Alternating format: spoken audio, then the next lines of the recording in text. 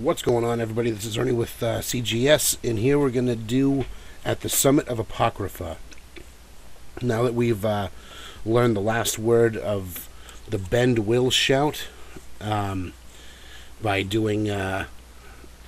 cleansing the stones, and Storn agreed to talk to Hermenes Mora.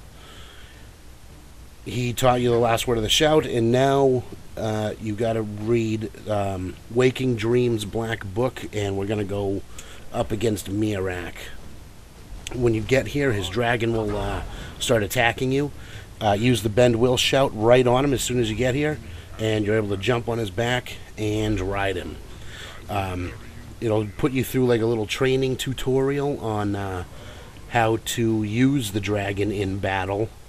Once you get up to like a platform, there'll be a couple of seekers and a lurker on it, and it tells you what buttons to use. Like Y is to lock onto target, and you can command the dragon to attack by pushing down on I think it's the left thumbstick.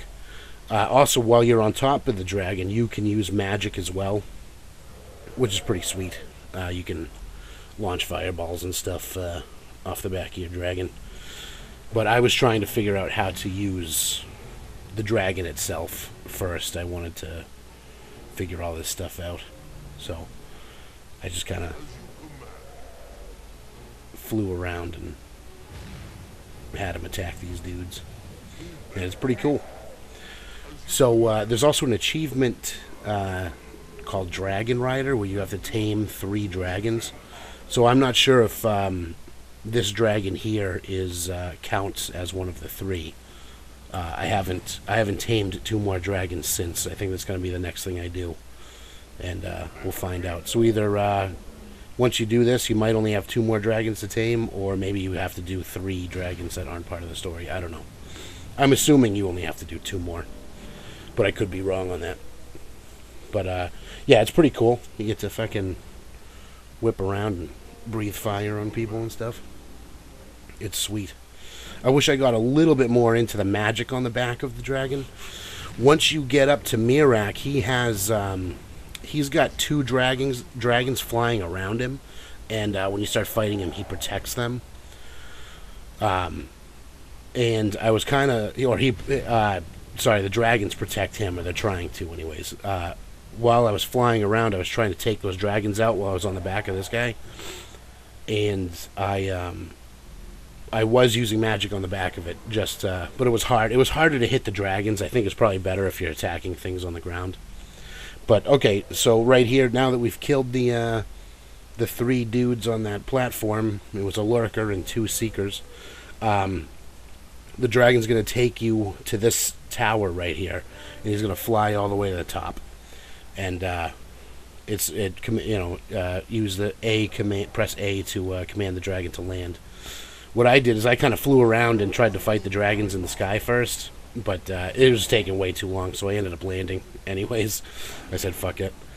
And okay, so Mirak is kind of a pain in the ass, because not only do you have does he have 2 dragons that are flying around protecting him at all times, but also the dragon that you have taken control of, even though he's fighting Mirak as well because you have command of him, what happens is once you get Mirak down to like, I don't know, maybe like 10% of health, could be a little more, he'll like phase out, and when he phases out, you can't damage him anymore.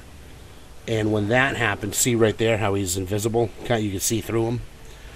What he does is he'll take off and he'll kill one of the 3 dragons, and he will absorb their soul. So see, he's killed this dragon that we took over, and he absorbed its soul. And by absorbing its soul, it fills his life all the way up. So now we have to fight him again. And so you have to do this. You got to take his life down like 3 times before you can actually defeat him. Because once you get him down, he'll kill one of the dragons and have full life again. So he's kind of it's I don't know, he's hard, but if you have plenty of potions, I mean, you're all set. Because like he uses a lot of abilities on you, and not that he's really hard to kill. It's more of like, it's kind of a pain in the ass because he constantly heals himself all the way to right when you think you got him down. He's back all the way, back. His life's all the way full again. So just keep trucking along. Make sure you bring a bunch of potions with you, because I think I had to heal like 3 times during this, because he kept fucking snagging me up. Alright, so this should be the end here. He's killed all the dragons, and that was the last time I had to take him down.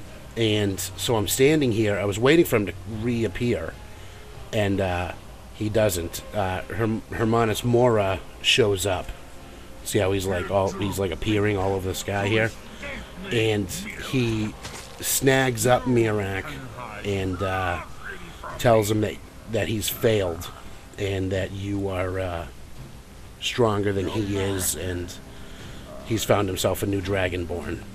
So I kept trying to shoot him. I didn't know. I was like, what's going on? What do I do? But you just sit here, watch this, and they have their little goodbye conversation, and Mirak wishes you luck with the future of all this. And then you get the achievement at the summit of Apocrypha. And that's right when Mirak starts disintegrating on Hermanus Mora's tentacle. And then Hermanus Mora starts talking to you, saying how fucking awesome you are. When you search Mirak, you get his whole set of armor.